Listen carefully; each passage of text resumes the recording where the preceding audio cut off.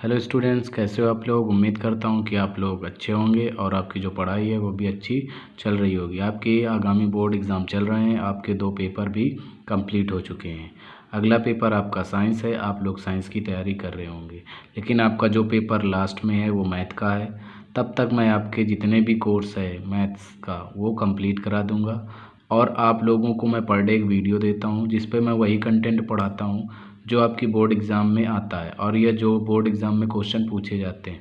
अगर मेरे इन वीडियो को आप देख लेते हैं तो बाकी और किसी भी फैकल्टी की पढ़ने की ज़रूरत भी नहीं है आपको, और ना ही आपको दूसरी कोई भी बुक पढ़ने की ज़रूरत है, और ना ही कहीं भी बेसिक और कॉन्सेप्ट पढ़ने की ज़रूरत है। केवल आप यहाँ से जितना कंटेंट पढ़ लेंगे आपका उतना ही एग्ज़ाम पे आएगा।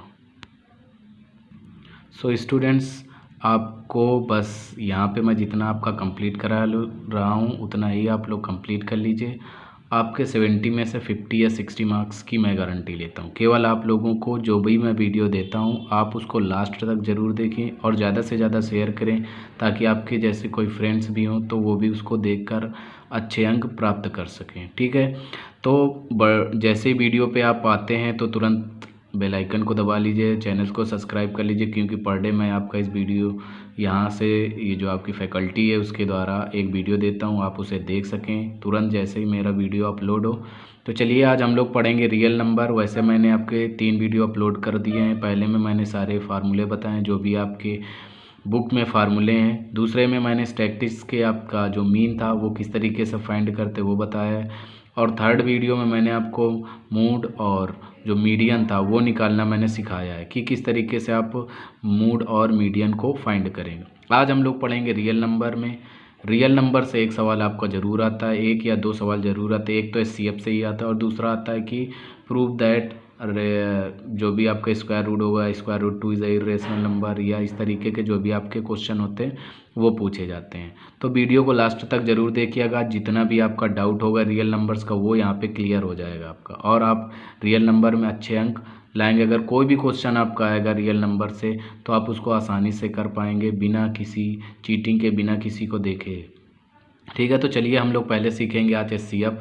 एचसीएफ का मतलब है आपका कि जो महासा होता है वो किस तरीके से लेते हैं। ठीक है, तो चलिए देखिए हम लोग यहाँ पे पढ़ेंगे 135 एंड 255। ये मैं जो आपके पास सवाल लेके आया हूँ ये किसी न किसी ईयर बोर्ड पे आया ही हुआ है। ठीक, तो चलिए देखते हैं किस तरीके से logarithm division, Euclid division method से हम लोग करेंगे। तो देखिए पहला क्वेश्चन है, जैसे उसका नाम उसी तरीके से इसका काम। वैसे भी आप पहले छोटी कक्षाओं में भी पढ़ चुके हैं एचसीएफ निकालना। आपने वहाँ पे डिवीज़न और प्राइम फैक्टराइजेशन दोनों मेथड से पढ़ा था। हम लोग यहाँ पे केवल डिवीज़न मेथड्स का ही यूज़ करेंगे। तो क्योंकि जो बड़ा नंबर होता है उसको सबसे पहले लिखते हैं आपका लेमा यूक्लिड डिवीज़न मेथड में। सबसे पहले हमने लिखा 255। फिर जो छोटा नंबर होता है उसको लिखते हैं और उसकी टेबल में कितनी टाइम्स जाता है, मतलब क्वोटिएंट क्या होगा, क्वोशिएंट क्या होगा वो लिखेंगे। प्लस आपका जो रिमाइंडर आएगा वो लिखेंगे कि रिमाइंडर कितना आता है। तो 255 1 टाइम गया है आपका तो कितना आएगा 135, और इसको माइनस कर देंगे 135 को आप यहाँ पे। तो 5 में से 5 जाएगा 0 आएगा, 5 में से 3 जाएगा तो 2 आएगा, और 2 में से 1 जाएगा तो आपका 1 आ जाएगा। इसका मतलब आपको जो रिमाइंडर आएगा वो कितना आएगा 120 आ जाएगा। अब आपका जो सेकेंड नंबर था उसको लिखेंगे 135। कितना लिखेंगे 135 इक्वल टू में आप क्या लिखेंगे, जो रिमाइंडर बचा आप उससे डिवाइड करेंगे तो 120, और कितनी टाइम जाएगा आपको मालूम है 1 टाइम, और रिमाइंडर जो कितना बचेगा इस बार आपका 15 बचेगा। अब आप क्या करेंगे, दोबारा से जो पहले रिमाइंडर आया था उसको लिखेंगे 120, फिर 120 को डिवाइड करेंगे आप किससे 15 से, कितनी टाइम जाएगा आपका 8 टाइम से जाएगा, और रिमाइंडर कितना बचेगा 0। जब तक आपका रिमाइंडर 0 नहीं बचेगा तब तक आप इस तरीके से उसको डिवाइड करते रहें। तो यहाँ पे आपका जो 15 आया इससे पूरा पूरा डिवाइड हो गया। 15 के टेबल में 8 टाइम में क्या था 120। इसका मतलब जो 255 और 135 था इसका एचसीएफ अगर आप निकालेंगे तो एचसीएफ कितना आ जाएगा आपका 15 आएगा। कितना आएगा 15। आई होप जो मैंने आपको बताया होगा समझ में आया होगा कि किस तरीके से अगर आपके बोर्ड एग्ज़ाम में ये क्वेश्चन आता है, किसी भी तरीके से घुमा फिरा के डिजिट चेंज करके आता है एचसीएफ निकालने के, तो आप इस तरीके से उसका एचसीएफ निकालेंगे। अब आपका नेक्स्ट क्वेश्चन है, देखिए क्या है, prove that √5 is irrational number. तो सबसे पहले आपको पता होना चाहिए इरेशनल क्या होता है या इरेशनल किसे कहते हैं हम लोग। तो यहाँ पे देखेंगे इरेशनल को हम अपरिमेय संख्या कहते हैं। क्या कहते हैं, अपरिमेय संख्याएं। जो आपका अपरिमेय संख्याएं होती हैं वो बताना है आपकी कि सिद्ध कीजिए कि √5 एक अपरिमेय संख्या है या अपरिमेय नंबर है। तो देखिए आपको क्या करना है, सबसे पहले तो आपको इसको लेट करना है कि √5 इज़ अ रेशनल नंबर। क्या मानेंगे, √5 इज़ अ, लेट करेंगे, माना करेंगे let √5 is a rational number. क्या मानेंगे, रेशनल नंबर। अगर हिंदी की बात करें तो क्या लिखेंगे, माना √5 एक परिमेय संख्या है। क्या है, परिमेय संख्या है। तो अब आप परिमेय संख्या की कंडीशन भी जानते होंगे कि परिमेय संख्या क्या होती, किसे कहते हैं परिमेय संख्या। तो देखिए आपको मालूम है कि जो रेशनल नंबर होते हैं वो p/q के फॉर्म में होते हैं। तो हम क्या करेंगे, लेट किया है तो √5 = p/q। क्या लिखेंगे, p/q। जो परिमेय संख्या होती है वो न्यूमिनेटर अपॉन डिनोमिनेटर के फॉर्म में होती हैं और q does not equal to 0, लेकिन q जो होना चाहिए वो 0 नहीं होना चाहिए। अब आप क्या करेंगे, squaring on both side, squaring on both side. इसका क्या मतलब हुआ, दोनों पक्षों का वर्ग करने पर। क्या लिखेंगे, दोनों पक्षों का वर्ग करने पर। ओके, तो बोथ साइड आपने स्क्वायरिंग ऑन बोथ साइड करा तो √5 का स्क्वायर आ जाएगा इक्वल टू p² / q² हो जाएगा। Clear it. Then 5 equal to क्या आ जाएगा, p² / q²। देन p² = आपका क्या आएगा, p² आ जाएगा 5q²। ओके, तो आपका ये आ जाएगा p² कितना आ जाएगा, 5q²। तो यहाँ आप देखेंगे p² कितना है, 5q² है। इट मीन्स हम यहाँ पे क्या कह सकते हैं, इसको हम इक्वेशन दे सकते हैं आपकी फर्स्ट। क्या कर दिया, इक्वेशन नंबर फर्स्ट दे दिया। अब आगे आपको क्या करना है कि आपने ये जो इक्वेशन बनाई इसको में क्या करेंगे कि p की जगह आप क्या मानेंगे, p लेट करेंगे, फिर से लेट p मान लेंगे या p² मानेंगे। यहाँ पे p² कितना आ जाएगा, या p = 3r। कितना, यहाँ पे आपने 5 लिया तो यहाँ पे 5r करें, कितना करेंगे 5r, कितना करेंगे आप 5r। तो यहाँ पे आपने माना 5r। ओके, तो देखिए p कितना आ जाएगा 5r। अब आप क्या करेंगे, ये माना, क्योंकि ये इंटीजर्स हैं तो इंटीजर्स को हम लोग मान सकते हैं, पूर्णांक हैं तो पूर्णांकों को हम मान सकते हैं। तो अब देखिए यहाँ पे आप क्या क्या आ जाएगा, यहाँ पे हो जाएगा 5r² इक्वल टू 5r² कितना हो जाएगा, 5q²। Clear it. Then 25r² कितना आ जाएगा, 5q²। ओके, अब यहाँ से 5 से आप इसको कैंसिल आउट करेंगे तो 5r² कितना आ जाएगा आपका, q²। अब इसमें से 25 को हमने क्या किया, 5 से डिवाइड किया। Then find 5r² q²।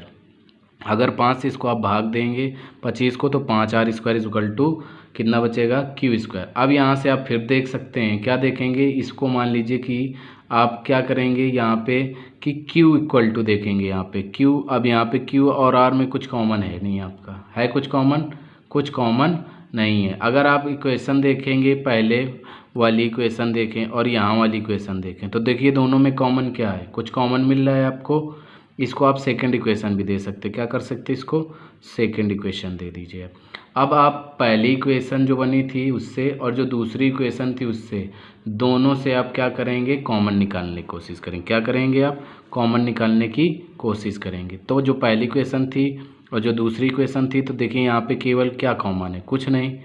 p और q r के फॉर्म पे देखें तो आपका कुछ कॉमन नहीं मिलता हुआ नज़र आएगा, केवल और केवल 1 ही कॉमन आएगा। सो दैट इसमें इस पे और इस पे, इस वाली इक्वेशन पे देखेंगे और इस वाली इक्वेशन पे देखेंगे। अगर हम इसी को फिर से चेंज करना चाहें तो चेंज करेंगे तो देन कितना मिलेगा आपको फिर वही चीज़ मिल जाएगी। अगर हम इक्वेशन फर्स्ट और इक्वेशन सेकंड को मैच कराएं तो देखिए q² यहाँ पे भी, q² यहाँ पे भी 5 है। तो अगर हम यहाँ पे चेक करना चाहें तो हमें कॉमन केवल और केवल 5 मिलेगा। क्या मिलेगा, 5। तो यहाँ पे हम लिख सकते हैं इक्वेशन क्या लिखेंगे, equation first and second only common, जो भी कॉमन है आपका या उभयनिष्ठ है जो कॉमन 5, ठीक है। इक्वेशन फर्स्ट समीकरण 1 हुआ, 2 से केवल कॉमन क्या मिला हमको, 5 मिला। क्या मिला, 5। इससे क्या पता चलता है, एक गुणनखंड 5 मिला, परंतु बट इन दोनों में क्या है, कोई मैच नहीं करेगा। क्या नहीं करेगा, मैच नहीं करेगा, मतलब एक दूसरे के क्या होंगे, अपोजिट होंगे। क्या होंगे, अपोजिट, विरोध करेंगे। और ए और बी जो होंगे वो कंपोजिट होंगे, मतलब साभाज्य होंगे। सो दैट अब इतना करने के बाद आपको कुछ नहीं करना है, सिर्फ और सिर्फ क्या करना है, कॉमन ले लिया।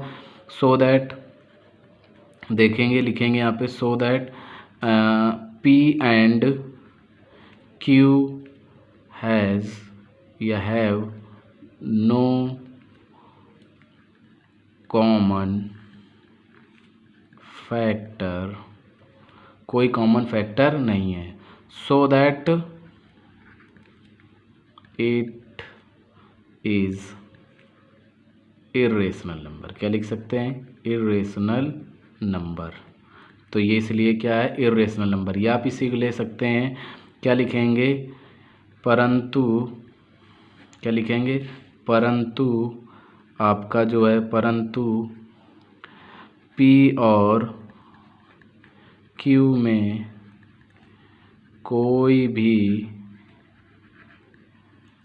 उभयनिष्ठ, उभय यहाँ पे या बनेगा आपका, उभयनिष्ठ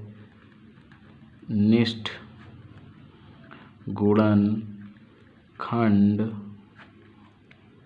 नहीं है। इसलिए क्या करेंगे, √5 एक अपरिमेय संख्या है, अपरिमेय संख्या है। इतना कॉन्सेप्ट क्लियर करने के बाद आपको लास्ट में ये सब कर देना है। ये थोड़ा सा थ्योरिकल है, इसको थोड़ी सी थ्योरी पे आपको लिखना पड़ेगा। तो आई होप जो मैंने आपको रेशनल नंबर सिखाया है कि √5 को किस तरीके से आपने रेशनल चेंज करना है, कैसे बताना है। तो सबसे पहले उसको मानना है कि √5 एक रेशनल नंबर है। देन √5 जब रेशनल नंबर है तो आपको पता है ये परिमेय संख्या की कंडीशन क्या होती है, p/q के फॉर्म में, q does not equal to 0। फिर स्क्वायर करेंगे दोनों साइड का, दोनों पक्षों का वर्ग करेंगे तो ये आ जाएगा 5 = p²/q² आ जाएगा। p² कितना होगा, 5q²।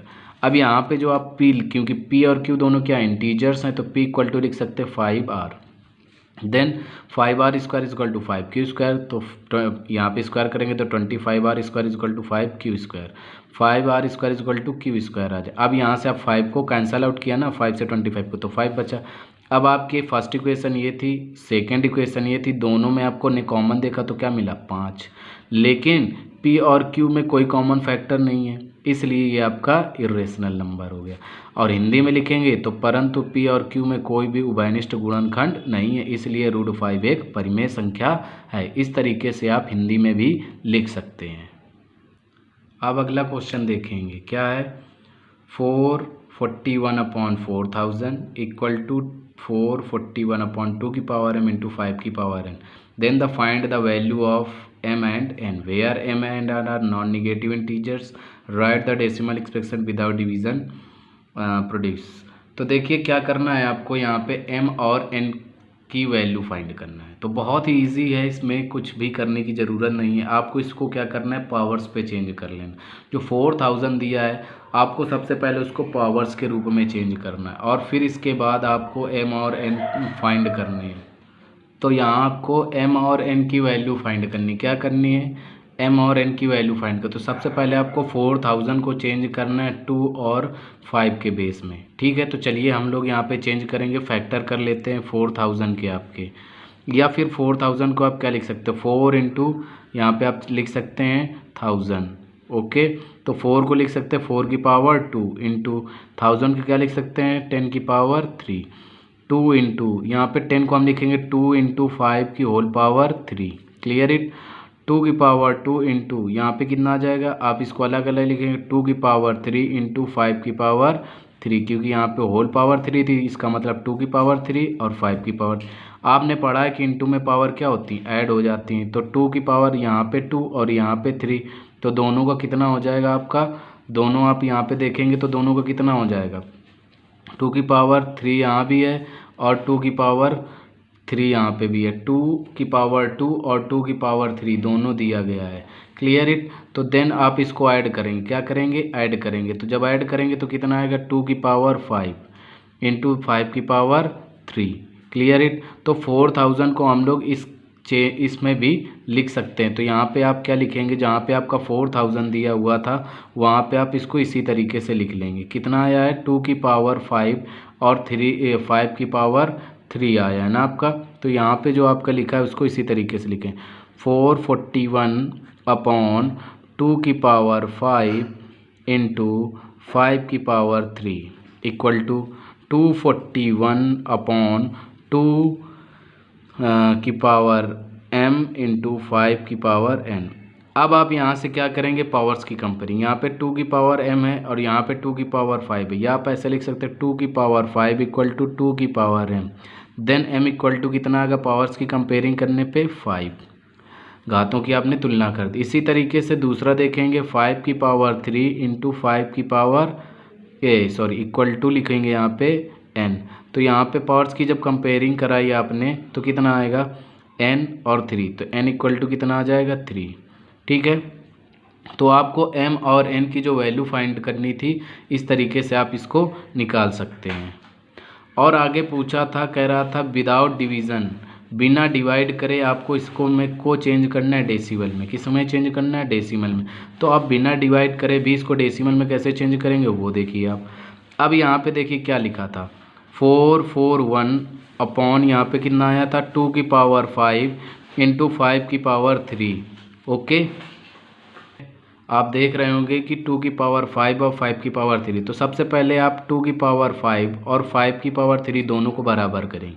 तो यहाँ पे 2 की पावर ज़्यादा है, तो 2 की पावर ज़्यादा है तो हमें 5 की पावर बनानी होगी 5, क्योंकि 2 की पावर 5 है। तो हमें क्या करना पड़ेगा, 5 की पावर 2 से मल्टीप्लाई ऊपर किया और 5 की पावर 2 से मल्टीप्लाई नीचे करा। देन 241 इंटू ये यहाँ पे हो जाएगा आपका 25 अपॉन कितना हो जाएगा, यहाँ पे 2 की पावर 5 इंटू, अब ये भी जुड़ जाएंगी तो 5 की पावर भी 5 हो जाएंगी। अब आगे आपको किस तरीके से करना है मैं देखते चलिए। बहुत ही इंपॉर्टेंट क्वेश्चन है, अगर आपका एग्ज़ाम में पूछे कि इसमें इस तरीके से भी पूछ सकता है कि कितनी डिजिट बाद डेसिमल लगेगा, तो 2 और 5 की पावर में जो मैक्सिमम पावर आएगी उतनी ही डिजिट बाद आपका डेसिमल लगता है। एक क्वेश्चन में अभी आपको उसका भी बता दूंगा। ठीक है। तो यहाँ पे आप 25 का पहले मल्टीप्लाई करें, 25 1 जा 25, देन कैरी 2, 25 का मल्टीप्लाई 4 में कराएंगे तो 100 आएगा और 100 में 2 जोड़ेंगे तो 202 हो जाएगा और 10 कैरी जाएगा। फिर 25 2 जा 50 और कितना 10, तो ये हो जाएगा 60 अपॉन यहाँ पे देखिए 2 इंटू 5 की होल पावर कितनी हो जाएगी, 5 हो जाएगी। Clear it. देन आगे आपको क्या करना है, आप आगे देखिए, आगे आपको करना बस है कि यहाँ पे देखिए 6025, ये क्या हो जाएगा, 5 2 जा 10 और 10 की पावर कितनी आ जाएगी, 5 आ जाएगी। कितनी आ जाएगी आपकी यहाँ पे, 5 आ जाएगी। अब आगे आपको किस तरीके से लिखना है, 6025 और इसको एक्सपेंडेड फॉर्म पे लिख देना, मतलब आपका कितने जीरो आ जाएंगे, 5 जीरो आ जाएंगे। अब आप देखेंगे यहाँ पे कि 6025 और 1 2 3 4 5 जीरो हैं। तो आपको मालूम होगा, आपने छोटी कक्षा में भी पढ़ा होगा कि जितने जीरो होते हैं उतने डिजिट बाद डेसिमल लगता। तो एक जीरो बढ़ा लिया तो आपके 5 डिजिट हो गए, 1 2 3 4 5 और 5 डिजिट बाद आपने डेसिमल लगा लिया। इस तरीके से आपका अगर क्वेश्चन पूछता है तो आपको इस तरीके से करना होगा वहाँ पे आए। मुझे ये मालूम है कि इस तरीके का क्वेश्चन आपके बोर्ड एग्ज़ाम में ज़रूर मिलेगा। तो आप इस कॉन्सेप्ट को बहुत ही आसानी से, बहुत ही सरल तरीके से मैंने समझाया और आप भी आसानी से सरल तरीके से इसको समझ लीजिए। एक क्वेश्चन और आता है, जैसे मान लीजिए मैंने एक नंबर दे दिया यहाँ पे, मान लीजिए मैं गेस करता हूँ 225 अपॉन यहाँ पे लिख दिया 25 इंटू 2 की पावर 3 इंटू 5 की पावर 2 लिख दिया। Clear it. अब इसमें पूछेगा कि आप बताइए कितनी डिजिट बाद डेसिमल लगेगा आपसे, इस तरीके से पूछेगा। तो देखिए 5 की पावर 2 यहाँ पे भी है और 5 की पावर 2 यहाँ पे भी है। ठीक है। तो आप इसको 625 अपॉन कितना लिख सकते हैं 5 की पावर 2 इंटू 5 की पावर 2 इंटू 2 की पावर 3। मैक्सिमम 5 की पावर और मैक्सिमम 2 की पावर जिसकी ज़्यादा होगी, या तो 2 की पावर जितनी ज़्यादा होगी वो, या 5 की पावर जितनी ज़्यादा होगी वो, उसी के काउंट करेंगे। तो यहाँ तो 6 to 5 अपॉन 5 की पावर 4 इंटू 2 की पावर 3। यहाँ पे किसकी पावर ज़्यादा है 5 की, कितनी है 4। तो अगर हम इस डिजिट को डेसिमल में चेंज करेंगे तो कितने डिजिट बाद आपका डेसिमल लगेगा 4। ठीक है, तो इस तरीके का भी क्वेश्चन आपसे पूछा जाता है और आपको मैंने बता दिया है। आप लोग बहुत आराम से पेपर करिएगा और ये इस तरीके के क्वेश्चन आपको एग्ज़ाम में ज़रूर देखने को मिलेंगे। नेक्स्ट क्वेश्चन देखिए दिया गया, बहुत ही इंपॉर्टेंट क्वेश्चन है और आपका बोर्ड एग्ज़ाम में 100 में 100% आने वाला क्वेश्चन। देखिए किस तरीके से आपको ये करना है। यदि संख्याओं 480 और 685 के मासा को 480x माइनस 475 के रूप में व्यक्त किया जाए तो x का मान ज्ञात कीजिए। मतलब 480 एंड 685 का HCF को आपने रिप्रेजेंट किया है 480x minus 445। Then the find the value of x। आपको क्या करना है इसमें x की वैल्यू फाइंड करनी। क्या करनी, x की वैल्यू फाइंड करनी। बहुत ही आराम से इस क्वेश्चन को हम लोग करेंगे क्योंकि बहुत ही इंपॉर्टेंट क्वेश्चन है। बहुत ही कॉन्सेप्ट वे से हम लोग करेंगे क्योंकि ये आपकी बोर्ड के एग्ज़ाम में आने ही वाला है, या मान के रखिए कि रखा ही है सेट पे। जब आप एग्ज़ाम देने जाएंगे एग्ज़ाम हॉल पे तो ये आपको इस तरीके का क्वेश्चन किसी ना किसी सेट पे ज़रूर मिलेगा, जो भी आपके 6 या 7 सेट बनते हैं उनमें से। ठीक है, तो चलिए आइए करते हैं। देखिए सबसे पहले आपको क्या करना है, जो 480 दिया गया है और 685 दिया गया, इन सब का सबसे पहले आप लोगों को क्या करना है, LCM निकालना है। क्या निकालना है, HCF, सॉरी क्या निकालना है, HCF। तो देखिए 685 और को आपका दिया गया है और कितना दिया गया है, आपका दिया गया है 400, कितना दिया गया 80। इसका क्या फाइंड करना है आपको, HCF फाइंड करना है। क्या करना है, HCF। तो देखिए दोनों का HCF निकालेंगे आप। सबसे पहले दोनों का क्या निकालेंगे, HCF निकालेंगे। तो HCF निकालने के लिए आप इससे डिवाइड करेंगे तो कितनी टाइम जाएगा, 1 टाइम। कितना आएगा 180। Clear it. देन माइनस करेंगे तो यहाँ पे 5, यहाँ पे 0 और कितना आ जाएगा 2। अब 205 से आपको क्या करना है, डिवाइड करना है 280 को। कितनी टाइम्स जाएगा आपका, 2 टाइम्स जाएगा, 410 आ जाएगा। देन कितना आएगा 70 आएगा। अब 70 से आपको 205 को डिवाइड करना है। कितनी टाइम जाएगा आपका, 2 टाइम जाएगा। फिर कितना आएगा, क्योंकि 3 टाइम में ज़्यादा हो जाएगा तो 2 टाइम जाएगा आपका 140 आ जाएगा।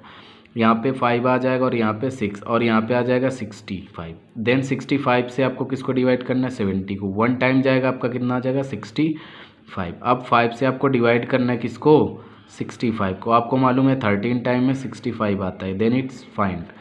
आपको क्या हुआ, क्लियर हो गया। 5 से 65 को डिवाइड किया, 30 टाइम में 65 आ गया आपका। ठीक, तो आपने जो HCM निकालना था किसका किसका, 480 एंड किसका 185 685 का। कितना आया आपका, यहाँ पे आपका आया 5। कितना आया आपका 5।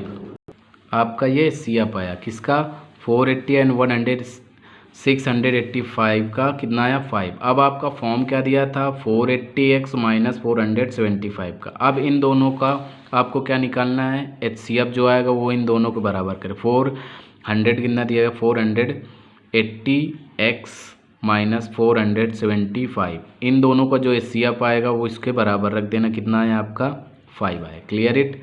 ये मैंने इस तरीके से कर दी। अब आपको भी 480x इक्वल टू, अब ये उधर जाएगा आपका, इधर साइन का आएगा माइनस का, उस साइड जाएगा तो प्लस का, तो 5 प्लस 475।